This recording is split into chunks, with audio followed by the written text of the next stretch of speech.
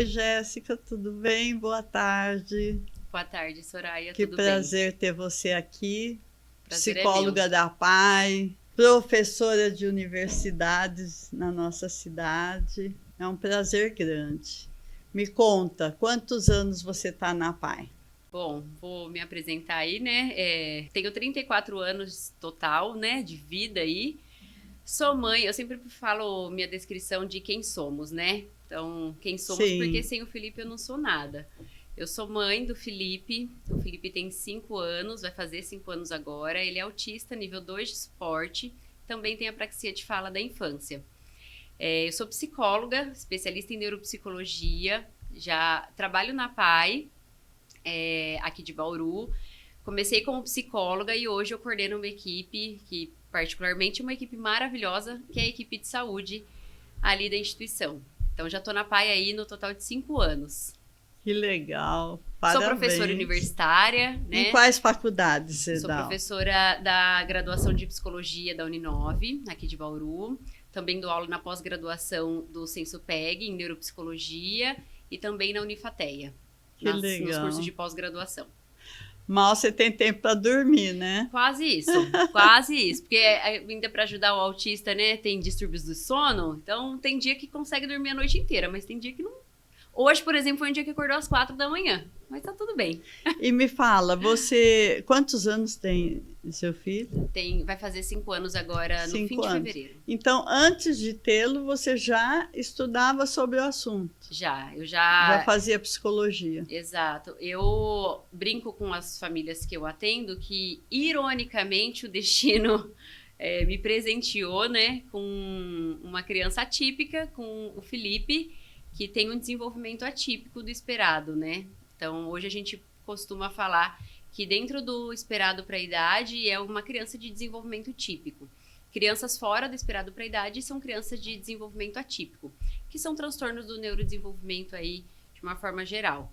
Então, eu já trabalhava, já era psicóloga anteriormente, já trabalhava na área e logo depois eu engravidei, tive o Felipe Você e teve com um filho. ano, aproximadamente um ano e 4 meses, nós fechamos o diagnóstico dele de autismo. O nosso tema hoje é sobre o autismo em adultos, né? O diagnóstico tardio, principalmente, porque, como você disse, com um ano é quando é nível 2, né? Mais moderado ou mais severo, se identifica logo no primeiro ano de vida e tal. Quando é um autismo leve, bem abaixo do moderado, se eu estiver errado, você me corrige na nomenclatura, mas muitas vezes é feito o diagnóstico após 15 anos, 16 anos, quando começa já a sair do colo da mãe, daquela coisa do ambiente familiar, onde você está acostumada a lidar com as diferenças dos filhos, principalmente quem tem mais de um, você nota a diferença, né, de um filho para o outro. Então, muitas vezes você não diagnostica quando é leve e você vai perceber, então, já na fase de juventude, onde ele começa a ter problemas de relacionamentos, de desenvoltura para atividades mais independentes, né? E daí, então, nós temos um pouco menos de conhecimento. Uma coisa que eu quero frisar, que parece que agora o autismo está em moda, não é? É que antes não se tinha tanto conhecimento. Agora se fala mais, consegue se observar melhor e aquele que está nos ouvindo vai ter mais condições até de observar melhor, ter uma noção do que é quando não fez ainda o diagnóstico. Às vezes a escola, a professora não está acostumada.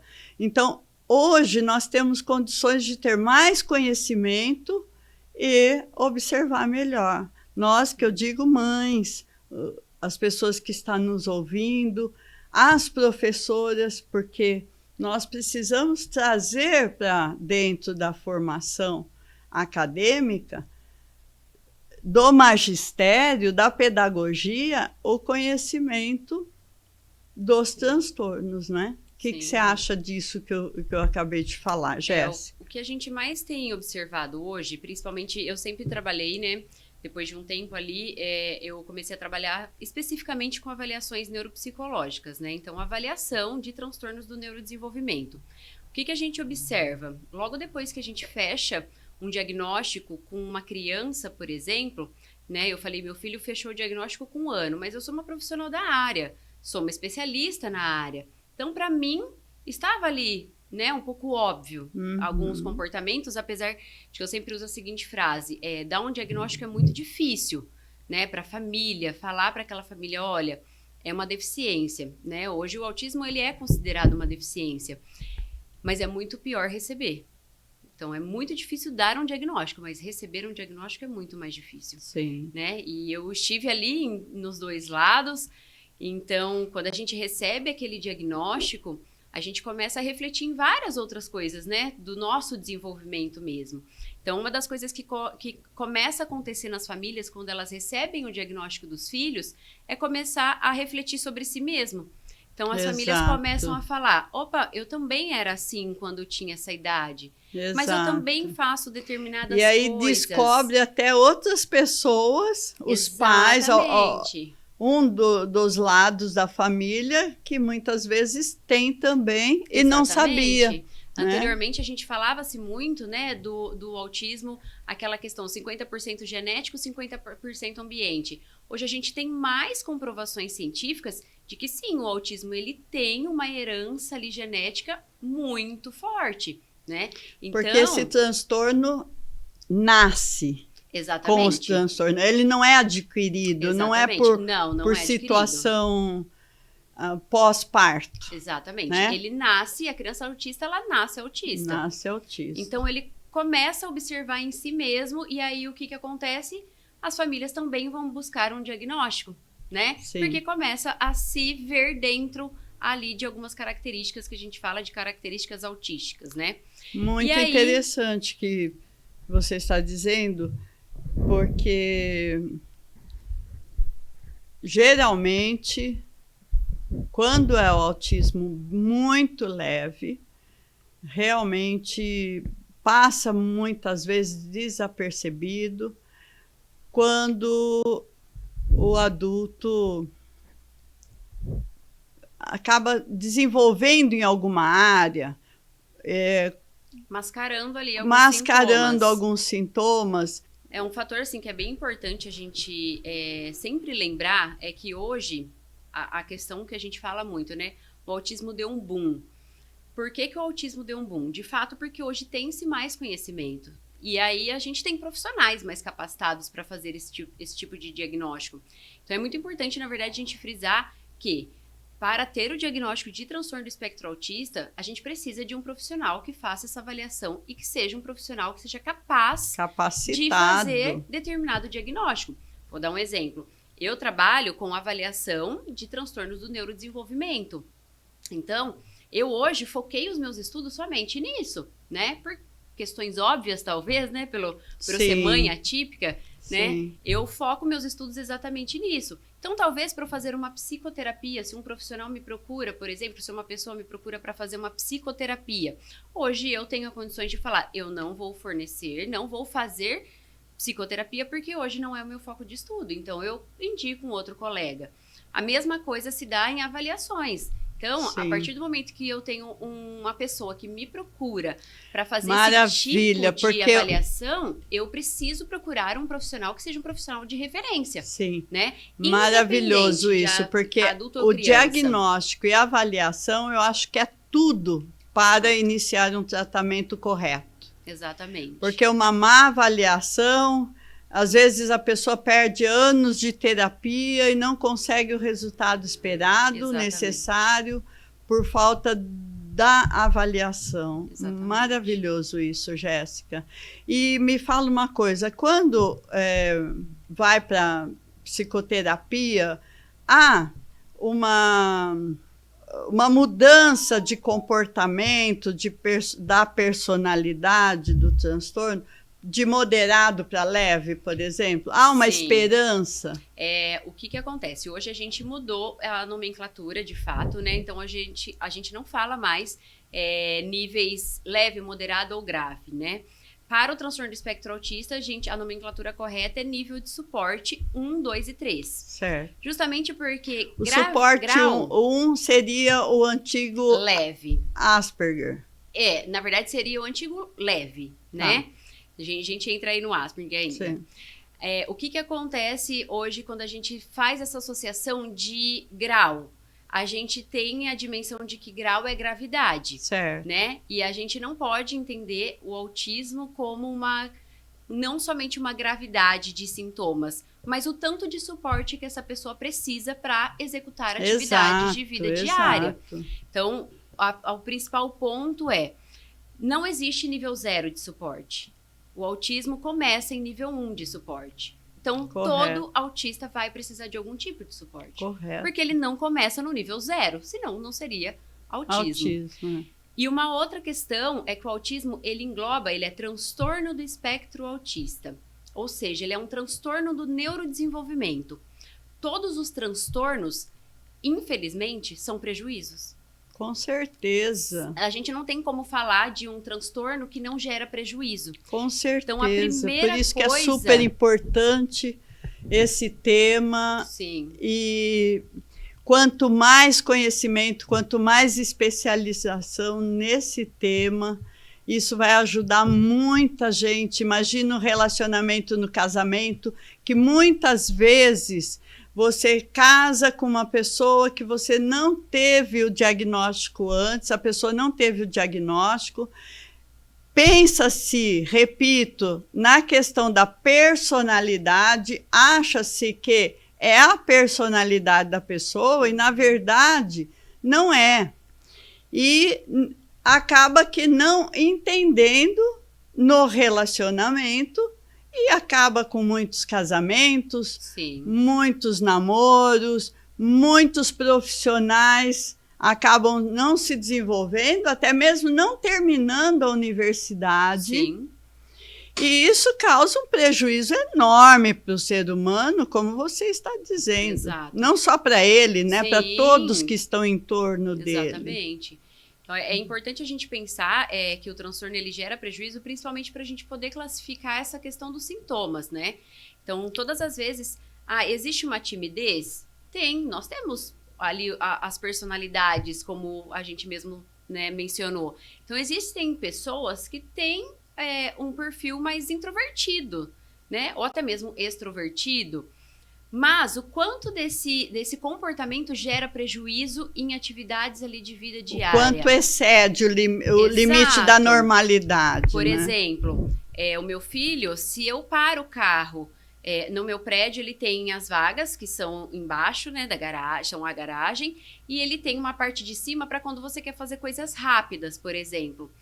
Ele tem um padrão rígido e repetitivo de comportamento. Então, ele entende que, pela rigidez cognitiva, ele entende que todas as vezes eu preciso parar na garagem. Quando eu preciso mudar esse caminho e eu paro na parte de cima do prédio, para ele... Não ele está normal. Exatamente. Aconteceu ontem, por exemplo, né? Ontem a gente teve uma situação onde eu mudei o caminho de volta para casa. Ele quis saber já o porquê. se desorganiza, ele já chora, ele não entende para onde a gente está indo, mas por que a gente está mudando o caminho? Isso causa prejuízo. Sim. Agora, se eu, né, eu tenho um diagnóstico, por exemplo, de TDAH, né, mas a mudança de caminho não me gera prejuízo. Exato. Eu entendi que aqui eu não posso passar nesse momento e eu vou trocar o meu caminho para um outro lugar. Isso não me gera prejuízo porque no resto do meu dia eu vou seguir o meu fluxo de uma maneira comum. Agora, para algumas outras pessoas dentro do transtorno do espectro autista, isso gera um prejuízo significativo a ponto de não conseguir executar atividades Maravilha a gente comuns. falar dessa característica. É importante a gente falar de todas as características, essa previsibilidade, essa exatidão que eles têm no comportamento, no dia a dia, rígido, como você colocou. Uhum. Você muitas vezes pensa, essa pessoa é chata. Essa pessoa está querendo me afrontar, essa pessoa está querendo causar, como diz hoje em dia, né? E, na verdade, chamar atenção. Por que está criando esse problema desnecessário, não é? Imagina isso no trabalho, imagina isso na universidade, imagina isso no casamento, imagina isso no namoro, Sim. não é? E eles são extremamente inteligentes. Eu, por exemplo, eu não sou especialista na tua área, mas me corrija se eu estiver errado. Eu acredito que eles são muito inteligentes. O que acontece, a gente tem muitos paradigmas, né, dessa questão da inteligência. A sociedade vê o autista ou como Einstein ou com aquele que bate a cabeça na parede. Só tem esses dois extremos. A sociedade não consegue visualizar o autista em outros padrões. Até mesmo porque as pessoas, os níveis 3 de suportes, ficavam em clínicas, em reabilitações ou até mesmo presas dentro de casa. Justamente elas não estavam inseridas na sociedade. Ou aquelas outras pessoas que são Einstein, que não se identificava, não conseguia se enxergar dentro da sociedade, mas são pessoas extremamente inteligentes. Quando, na verdade, hoje, cientificamente, a maioria falando de questão cognitiva, de QI, a maioria dos autistas, eles têm um QI dentro da média do esperado para a idade. Entendi. Então, eles não são nem acima e nem acima, abaixo. Nem abaixo. Mas existem, sim, os casos aonde, num nível de suporte mais elevado, ou até mesmo como comorbidade em transtorno do desenvolvimento intelectual. Que antigamente falávamos deficiência intelectual, bem antigamente retardo mental. Hoje, graças a Deus, as nomenclaturas foram mudando e hoje a gente chama de transtorno do desenvolvimento intelectual. Então, existem sim uma parcela de pessoas que também estão dentro do transtorno do espectro autista e têm comorbidade em outros transtornos. Por exemplo, no TDAH, por exemplo, no transtorno de ansiedade, por exemplo, na depressão. Né? Parece então, que tem uma associação com umas perninhas. Exato. Né? E temos também o autista, onde tem associação, por exemplo, com altas habilidades, com superdotação, né? Eu tenho Então, você concorda que existe a superdotação? Sim, existem todas as classificações. Sim. Mas não é uma parcela fixa, né? Porque a sociedade, ela só vê dessa forma. Exato. Ou do extremamente inteligente, ou daquele realmente que está numa clínica psiquiátrica, certo. Por exemplo. Então, quais são as características marcantes no comportamento? Hoje, quanto DSM-5-TR, que é a tradução revisada, né? A gente teve uma mudança aí, principalmente não só de nomenclatura, mas o Asperger lá atrás, né, era considerado o superdotado também com o transtorno do espectro autista. Hoje essa nomenclatura ela não é válida mais. Então, hoje todas as nomenclaturas, elas se resumem em transtorno do espectro autista. Sim. Então, a gente abrangeu, né, todas as características que eram diversas e todas elas encontram ali em transtorno do espectro autista. Sim, mas eu digo, a avaliação do comportamento para chegar à conclusão que é o autista, sim. Quais são? A gente tem 3 características que são as 3 características, na verdade, predominantes, que dentro delas se fazem as ramificações, né? Ok. Quando definiu-se o transtorno do espectro, quando a gente fala espectro, é justamente uma gama de características, uma gama de sintomas que abrange muitas outras coisas. Por isso, a necessidade de ser um especialista, né? Então, hoje, a primeira característica é déficit na comunicação social. Então, a primeira... Traduz para o leigo. Vou traduzir. O primeiro, que é o dentro do DSM-5-TR, que é a tradução revisada, ele tem vários exemplos. E ele mesmo fala a seguinte nomenclatura em cima. São apenas exemplos ilustrativos. Ok. A gente não pode se apegar a eles. Mas, por exemplo, o déficit na comunicação, o que a maioria das pessoas achavam, atraso de fala. Criança que está com 2, 3 anos, 4 anos e ainda não falou. Mas é autista, leve... por exemplo, né? Hoje, antigamente falava-se do atraso de fala. Hoje a gente não considera mais o déficit social somente no atraso de fala. Então, o que mais que Legal. é? Quando a pessoa não consegue, por exemplo, iniciar uma interação. Quando a pessoa não consegue manter uma comunicação. Quando a pessoa não consegue fazer leituras de expressões faciais. Tudo isso são déficits na comunicação e na reciprocidade social. Então, a pessoa não consegue fazer a leitura quando eu faço... Uma cara de que não por gostou para ou, ele. né, com o filho, quando a gente faz aquele, né?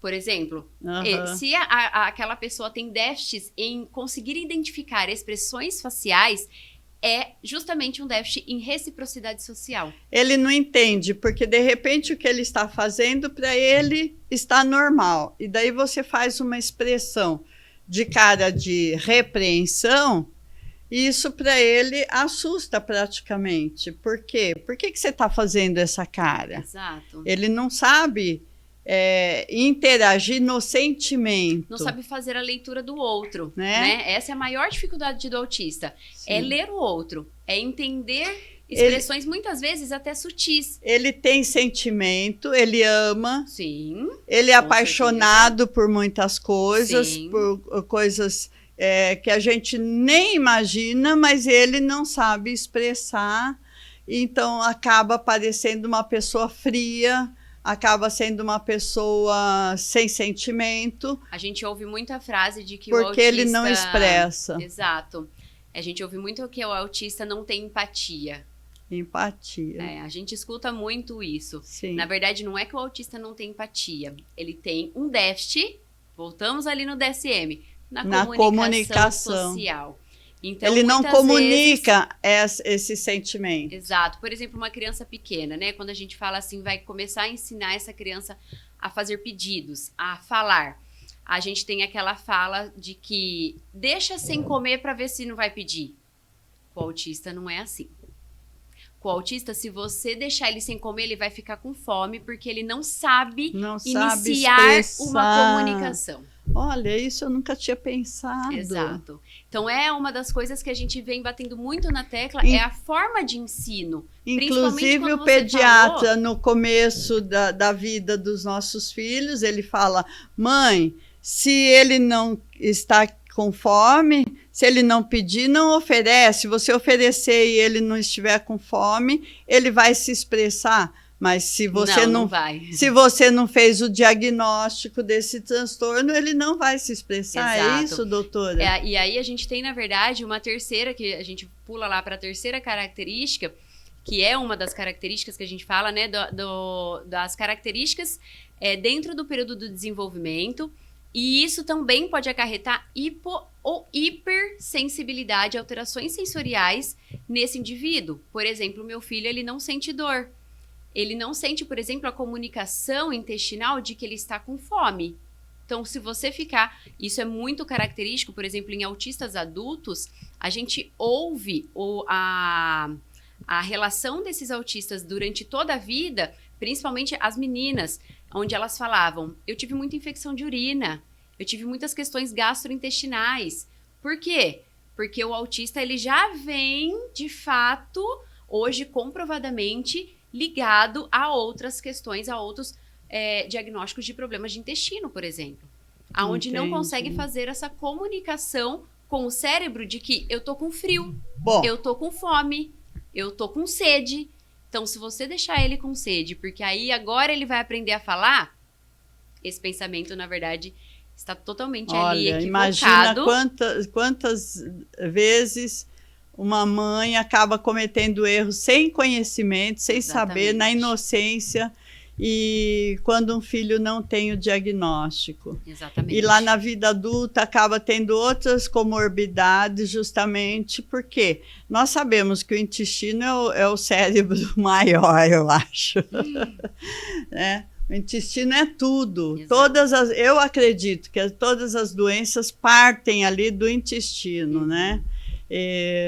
Desculpem os Sim, médicos da área, mas é o que eu penso. Sim. E me fala o que pode acontecer na genética. Eu ouvi dizer a respeito da falta da B12 na gravidez. É verdade? Isso é mito? O que acontece, né? Só voltando também para a segunda característica. Vamos lá, é verdade. Voltando para a segunda característica, que elas são as 3 características que são norteadoras, né? A segunda ali característica é comportamento restrito e repetitivo, né? Verdade. Que são a rigidez cognitiva, a inflexibilidade, né? Então, a gente também tem esse fator, que é um fator importantíssimo.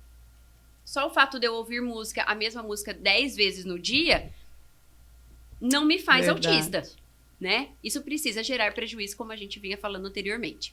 Então, a gente precisa ir relembrar também que existem padrões, existem 3 características, 3 ali norteadores que são para o diagnóstico do transtorno do espectro autista. Mas, por exemplo, ele pega um jogo de Lego de 5.000 peças, fica o dia inteiro para montar aquele jogo de 5.000 peças. Quando ele termina, leva horas. Quando ele termina, ele desmonta e começa de novo, sem demonstrar absolutamente nada. Uhum. Se ele fez e não gostou, ou se ele fez e gostou, ele simplesmente derruba as peças e começa de novo. Sim. Por uma questão de repetição. Exato, a gente chama isso de brincar repetitivo. A criança ela já demonstra esse tipo de brincar repetitivo lá anteriormente. Por exemplo, quando a gente fala, a criança gosta de ventilador, né? Por quê? Porque tem um movimento rotatório ali, um movimento repetitivo. As crianças que, por exemplo, só brincam com o carrinho para frente e para trás, crianças que só empilham, volta, empilham, são brincar repetitivos. E tudo isso... Já é uma característica. Já é uma característica. E aí, voltando ali, né, na questão da alimentação, hoje a gente tem muitos estudos, principalmente com as questões alimentares do transtorno do espectro autista, e hoje a gente tem uma predominância muito grande de transtornos alimentares, né, dentro do autismo. Então, a médica do meu filho, por exemplo, que foi a minha professora lá atrás em neuropsicologia, hoje ela é a médica do meu filho, né, olha, coincidentemente, Sim. Ela vem ali também elaborando todas essas questões das vitaminas e da suplementação alimentar. Então, sim, nós temos estudos de várias... Eu acredito que daqui a uns anos a gente vai ter exames genéticos que, graças a Deus, a ciência está aí, ela evolui o tempo todo, né? Sim. Nós teremos exames genéticos que mostrem realmente qual é o padrão, como que mostra a vida aí dessa pessoa autista. Sim. E uma das questões, né, a gente não fala nem tanto ali da gestação, mas existem estudos que mostram déficits em vitaminas. Já ouvimos falar da vitamina B12, já ouvimos falar, por exemplo, do ômega 3, né? Então, tem todas essas questões, ômega 3 relacionados a comportamento repetitivo, ômega 3 relacionado a comportamentos de agressão, né, de inflexibilidade cognitiva, mas ainda não temos ali nada extremamente palpável para falar, a B12 vai resolver e todo mundo vai deixar de ser autista. Não temos hoje ainda algo que fale, as questões suplementares, elas melhoram comportamentos, assim como melhoram os nossos comportamentos em muitos outros aspectos. E o autista, principalmente por essa questão de comportamentos repetitivos, eles acabam seguindo as mesmas questões na alimentação, Sim. Né? Então, vou dar um exemplo para vocês. Se você pega uma maçã, hoje eu vou comer uma maçã, hoje ela tá doce. Amanhã, talvez, ela esteja azeda. Um abacaxi, né? Hoje eu como um abacaxi, o abacaxi ele tá ok, tá doce. Amanhã ele já tá azedo. Então, essas variáveis da nossa alimentação, das frutas, dos legumes, né, de todas essas questões, ela acaba interferindo muito, porque o paladar, ele também exige uma previsibilidade. Sim. Se eu como um salgadinho, se eu como um Danone, não importa aonde que eu como esse Danone, ele vai estar sempre com o mesmo Se ele gosto. sim, e se ele tem uma preferência em comer doce antes do salgado, ninguém consegue corrigir. Não, na verdade, nós analistas do comportamento, a gente sempre fala o seguinte, a gente modifica comportamento humano. Então, Certo. as terapias estão aí justamente para isso. Mas para quem faz terapia. Exato. Em casa, sem o diagnóstico, sem nada, você vai bater naquela tecla e a pessoa não vai mudar, e é onde cria atritos, às vezes, Exatamente. de relacionamento. Mas por que você gosta disso sempre no horário errado, na forma errada? E na questão da bagunça? Me conta, doutora, como que eles são na parte de organizar as coisas? Então, muita gente fala que, aliás, uma das maiores características que chegam para a gente, né, na avaliação neuropsicológica, é justamente a questão da organização. Nossa, mas ele é muito organizado. Ninguém pode tirar as coisas dele do lugar. O que acontece também aí dentro desse padrão? Continua sendo um padrão rígido de comportamento. Rígido. Então, a criança ou o adulto, até mesmo na fase adulta, que enfileira os objetos, né? Ele começa enfileirando os carrinhos quando é criança. Na fase adulta, os livros precisam estar enfileirados da mesma forma e se tirar daquele padrão. As roupas precisam estar exatamente naquela organização, porque se tira daquele padrão, a pessoa já não se acha, não consegue se encontrar, se organizar. Então, essa questão não está muito relacionado, principalmente, eles são extremamente organizados. Não, eles seguem um padrão rígido de comportamento. E no que interessa. E inflexível. E no que interessa. Exatamente. O que não interessa, não Passa. existe esse comportamento. Na verdade, a gente fala-se muito sobre o hiperfoco, né? Então, alguns indivíduos, né, eles têm alguns hiperfocos em algumas coisas específicas. Por exemplo, meu filho, em algumas fases da vida, ele enfileirava todos os objetos que ele via pela frente. Hoje, com muito manejo e trabalhando muito flexibilidade cognitiva, ele não apresenta mais essa necessidade que ele tinha anteriormente de organizar algo. Então, hoje, se a gente vai brincar com canetinha, anteriormente ele enfileirava. Hoje ele não enfileira mais, mas trabalhando muito nessa flexibilidade cognitiva para tirar essa questão dessa rigidez. Tá. Mas isso pode acontecer até na fase adulta, por exemplo, com outros objetos. E objetos que normalmente são objetos deles. Mas até isso pode acontecer em alguns padrões que, para eles, aquilo é o padrão correto. Por exemplo, se eu vou em algum ambiente e meu filho tropeça no tapete e o tapete sai do lugar, ele volta para organizar porque ele entende que o tapete tem que estar daquela forma. Daquele jeito. Porque todas as vezes aonde ele foi ensinado, o tapete ficaria daquela forma. Certo. Então, para ele, aquele é o padrão. Certo.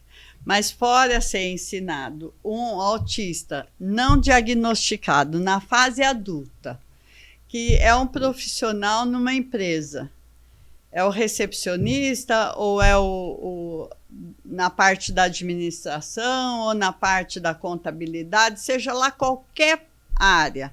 A mesa dele, ele coloca a xícara, o copo de água em tal lugar. Quando passa a faxineira, a atendente que limpa a mesa, ela muda de lugar, ele se irrita, ele vai, chama a atenção dela e cria um problema na empresa, e os outros não conseguem entender por que aquela pessoa quer o copo, que ninguém mexa no copo dele, né? Sim. Na taça ou na xícara dele em cima da mesa. É dessa forma a rigidez. Na maioria das vezes, coisas que pra gente pode parecer sutil, pra eles podem incomodar. Eu sempre dou o seguinte exemplo: se eu chego para trabalhar e a minha mesa está lá sempre no mesmo lugar, né? A minha bagunça está sempre daquele formato, mas um dia eu chego para trabalhar, a minha mesa não está mais lá e de repente eu estou trabalhando no jardim, minha mesa foi parar no jardim. Nossa, aí você fala para mim, né? Mas isso é uma coisa muito drástica, né? Mas para eles, pequenas mudanças também são aversivas. Então, para eles... O que para nós seria muito drástico, seria sair a mesa, então, da sala e você colocar lá no jardim para você trabalhar. Para nós... Isso seria talvez drástico. Ou até mesmo outras coisas, né? Se eu deixo ali todas as vezes o carregador do meu celular. Exato. E ali agora ele tá na gaveta. Para uma pessoa, dentro de um desenvolvimento típico, aquilo pode ser um incômodo. Certo. Entendo. E para o autista basta um detalhezinho que já é... Ou, às vezes, também pode ter... por isso que a gente chama isso de espectro, né? A gente chama o transtorno do espectro autista de um espectro. Porque vão ter coisas que vão incomodar de uma maneira extremamente aversiva, como vai ter coisas que talvez ele nem perceba que você fez determinada mudança. O que incomoda, desestabiliza a tal ponto de ficarem agressivos? Sim, com certeza. E essa agressividade não é por maldade. Não é, na verdade... Como que é entendida essa agressividade? A principal questão da agressividade é o controle inibitório. Então, nós, pessoas de desenvolvimento considerado típicos, a gente tem controle inibitório, então, que é uma das funções executivas, né? A gente sabe que se alguém me irritar, eu não posso ir lá e bater naquele colega porque... eu tenho controle inibitório, né? Eu vou pensar que eu posso ser mandado embora, eu vou pensar no que poderia acontecer. Consequências. Exatamente, posteriormente a isso. E que eu não gostaria que fizesse comigo. Exatamente. Né? Aí, o que acontece dentro do transtorno do espectro autista? Muitas vezes, né, principalmente o autista, onde ele não teve, que é o que acontece com a maioria dos nossos autistas na fase adulta, não teve uma intervenção adequada, principalmente ali na fase da infância, né? Quando essa pessoa não desenvolveu habilidades de funções executivas, posteriormente, ele vai ter um déficit, uma disfunção executiva. Em várias outras funções. Executiva, vamos... Tá dentro de habilidades ali, dentro das nossas de habilidades execução. Cognitivas. Isso, porque de habilidades cognitivas. Existem outras profissões, o uso dessa palavra, executivo. Então, vamos classificar aqui como executivo na execução da... dentro das funções executivas existem várias outras. Por exemplo, memória operacional, velocidade de processamento... A gente tem várias outras questões ali. Flexibilidade cognitiva é uma das funções executivas. Essa flexibilidade, quando você resolve quebrar uma coisa que estava previamente combinada, e você fala, olha, não vou fazer tal coisa porque eu vou sair de viagem agora numa emergência, isso para eles com certeza. É problema. Até para nós, né? Até para nós, sim, com toda certeza. Mas e para eles? Como que eles processam isso? É que aí depende muito do nível de interesse desse indivíduo para aquela situação em si. Então, tudo que a gente vai colocar dentro, por ser um espectro, cada organismo vai reagir de uma forma. Mas aí vamos falar dos suportes, então. Aí, no caso... Se os pais resolvem não fazer mais a festa de aniversário porque alguém faleceu em outra cidade, olha, nós vamos tirar esse evento do aniversário seu, porque agora nós vamos viajar, que nós vamos estar com a família em outra situação. No suporte nível 1, eles entendem, no suporte nível 2 eles entendem, ou no suporte nível 3 eles entendem, numa situação que uma coisa mais cotidiana. Olha, hoje eu não vou fazer almoço, você vai comer na casa da avó porque eu tenho um trabalho para fazer nesse horário e não vou estar podendo servir o almoço para você. Sim, eu vou te dar um exemplo, né? Meu filho, uma vez, ele teve uma situação onde o meu carro quebrou e a gente estava indo para terapia. E ele ia para terapia, que para ele é a mais legal de todas, que é o tio mais legal de todos, e ele ama de paixão. Certo. Então, a partir do momento que eu coloquei ele dentro do carro, eu vi o carro não pegou, eu já percebi que eu ia ter um problema. Por quê? Porque eu sei que aquela situação para ele é uma situação que ele ama. Então, eu sabia que, independente do nível de suporte, isso ia me causar um problema. Então, se você quebra o interesse... Se é um nível de interesse aonde para eles é algo extremamente ali empolgante, extremamente que é algo que eles estavam esperando por aquilo, por exemplo, numa festa de aniversário, Sim. eu estava esperando por aquilo. Agora, se é um indivíduo, por exemplo, meu filho, onde ele não gosta de interagir, e se eu falo para ele, não teremos mais festa de aniversário, ele vai falar, ok, para mim melhor ainda. Entendi. Entende? Então, por isso que o interesse é um fator muito determinante para a reação desse indivíduo diante de determinadas situações. E na característica da rigidez, por exemplo, a pessoa tem o hábito de lavar o carro todo sábado pela manhã e, de repente, faltou água, de repente você tem que sair com o carro e você fala para a pessoa, não pode lavar o carro nesse sábado de manhã. Nessa rigidez da rotina. A quebra de rotina é um fator que, para eles, é algo, para todos os níveis de suporte, é algo extremamente aversivo, extremamente angustiante, né? Por quê? Porque todos aqueles dias, todos aqueles determinados acontecimentos, seja no fim de semana ou todas as semanas, eu faço exatamente as mesmas coisas. A quebra de rotina é algo que realmente é desafiador. Um outro exemplo que está me vindo à mente, por exemplo, até mesmo na nossa turma de escola, a gente pode perceber determinada atitude assim. Num jogo de futebol, ou num jogo de vôlei, ou num jogo de basquete, você está com a turma e, de repente, o juiz apita uma advertência e um dos jogadores pega e chuta a bola lá para longe, ou então pega a bola e sai do jogo e não deixa a bola no jogo. É uma atitude de agressividade de alguém que não soube lidar com aquela advertência, com aquela frustração no jogo. Pode ser uma característica, né, doutor? Sim.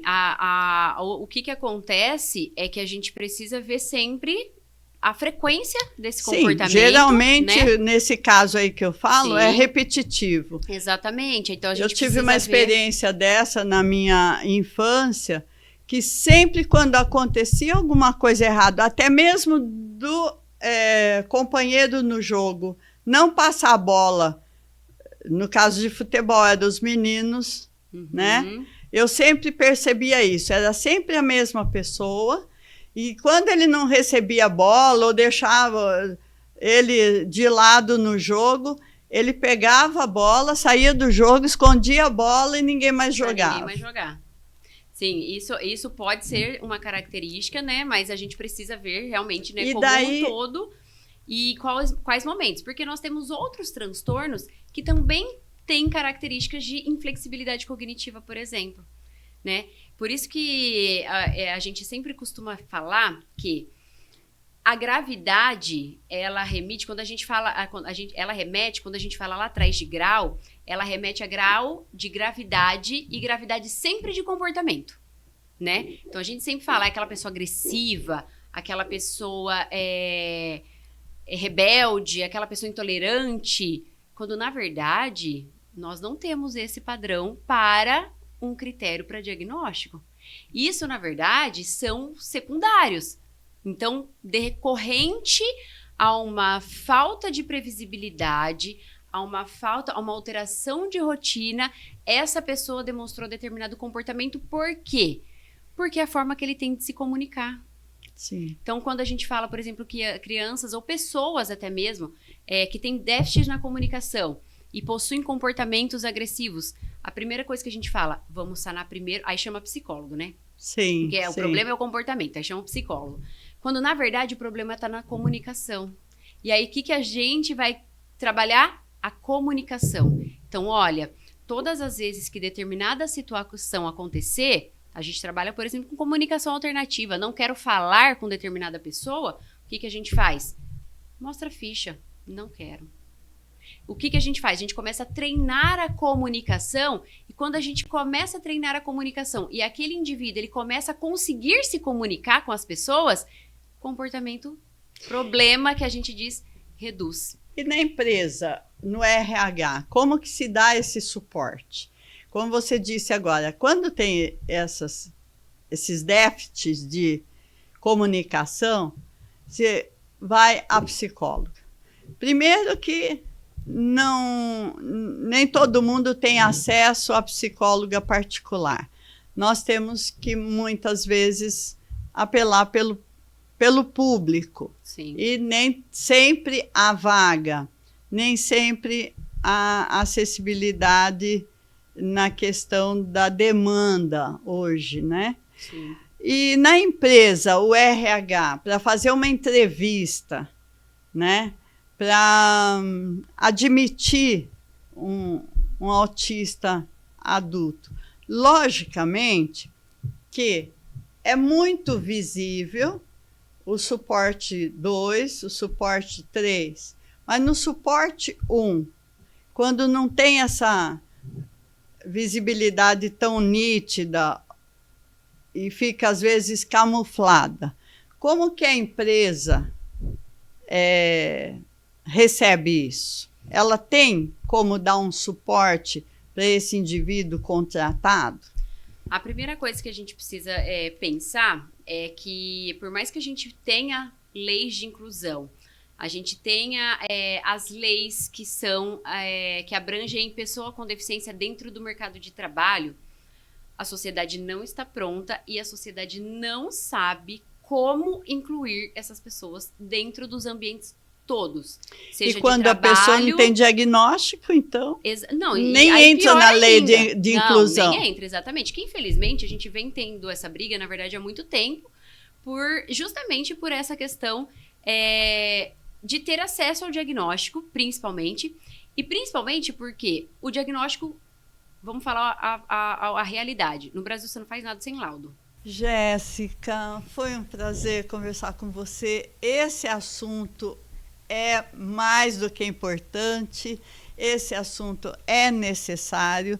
Nós precisamos gravar um segundo podcast com você para continuação, porque não para aqui, né? Sim. Muito obrigada pela tua participação, para mim é uma honra.